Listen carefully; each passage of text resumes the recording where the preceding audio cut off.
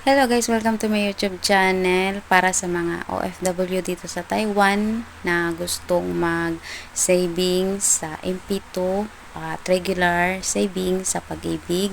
Pwede po kayong magbayad through online, through website ng Pag-ibig. So, ituturo ko sa inyo ngayon kung paano magbayad sa online, sa website ng Pag-ibig. So, bago po yan, don't forget to like, share, and subscribe para updated po kayo sa mga next videos na i-upload natin. Dito tayo sa Google guys, i-type lang natin ang MP2 savings. Kung magbabayad kayo ng MP2 savings, ito lang pwede nyo i-click.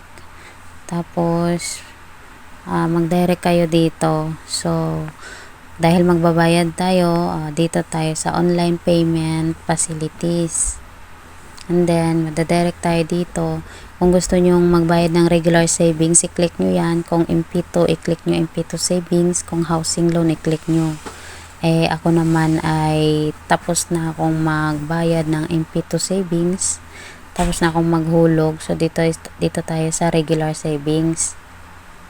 Tapos guys, dito sa membership category, dito tayo mapupunta ha. Kasi, magbabayad tayo online. Tapos, dito sa payment membership category, dahil OFW po tayo, overseas po ating i-click.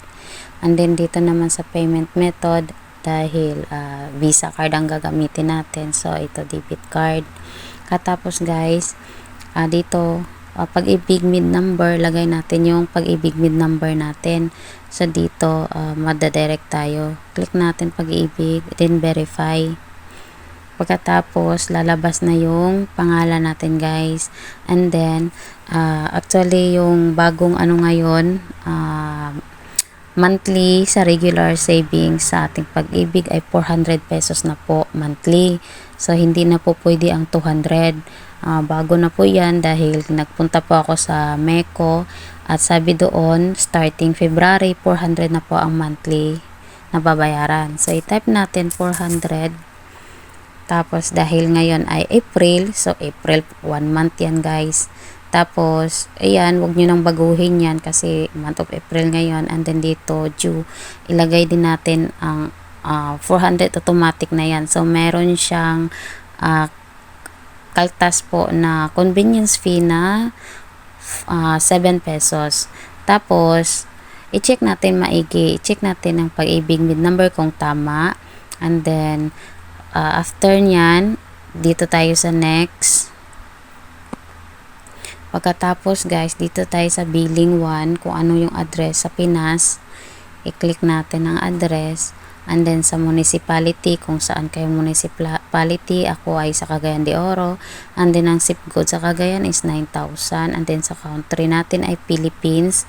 And then dito naman guys, sa Philippines, dapat naka-automatic yan, plus 63. And then dito, kung ano yung cellphone number mo na last unang 4 na number sa cellphone mo. And then dito sa baba ay yung the rest na natitirang cellphone number. And then dito guys, yung members email address, kung ano yung email address na na-registered mo. And then ito guys, ang CAPTCHA, i-copy lang natin yan, yung CAPTCHA sa taas. Kung ano, big letter, kasi big letter lahat. So, sundin lang natin siya. Tapos, i-click natin ang agree. So, ayan guys, i-check natin maigi sa billing address 1, billing address 2, municipality. So, yan. Okay na yan yung cellphone number. Pagkatapos guys, i-next na natin. And then, dito tayo ma-proceed. I-check natin yan. Regular savings, overseas. Sa debit card tayo magbabayad. Kung meron kayong GCash, GCash ang i-click nyo. Kung meron kayong Maya, Maya ang i-click nyo. So, wag nyo kalimutan yung Pag-ibig mid number. At automatic naman yan kapag nilagay nyo yung Pag-ibig number, automatic lalabas yung pangalan nyo. So, dito sa baba, i-check natin and then, i-proceed na natin siya. Katapos ma-proceed, dito tayo sa mapupunta sa ating Visa or kung GCash kayo, mapuproceed kayo sa GCash guys. So, dito sa card number, hindi ko na itatype kasi medyo confidential, hindi pwede ipakita. So, ilalagay natin siya guys. And then, pag nalagay na natin yan, i-click natin, I'm not a robot, and then, complete order. So, kung meron kayong GCash, ilagay nyo po dito yung GCash number nyo, and then, complete order. So, hindi na natin ipakita kasi, na ano na tayo, nakabayad na tayo sa ating, so hindi ko na ipakita guys, no, dahil bawal po ipakita ang aking card number.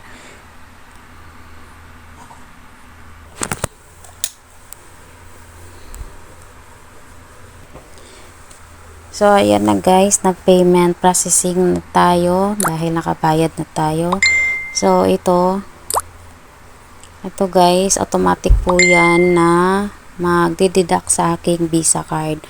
So, ayan po ang ating resibo. So, ibig sabihin nakabayad na tayo.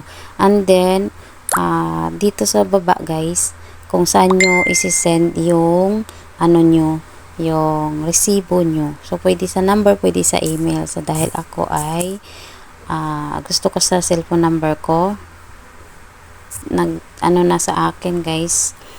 So, ayan. Hi, Gina. Thank you for paying 407 for Pag-ibig. So, ayan. Automatic na siya, guys, na magdeduct sa aking Visa card.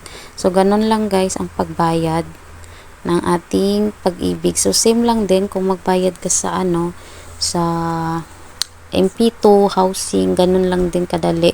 Pwede naman din doon kayo sa GCash magbayad kung gusto nyo. At pwede din naman dito sa website ng Pag-ibig.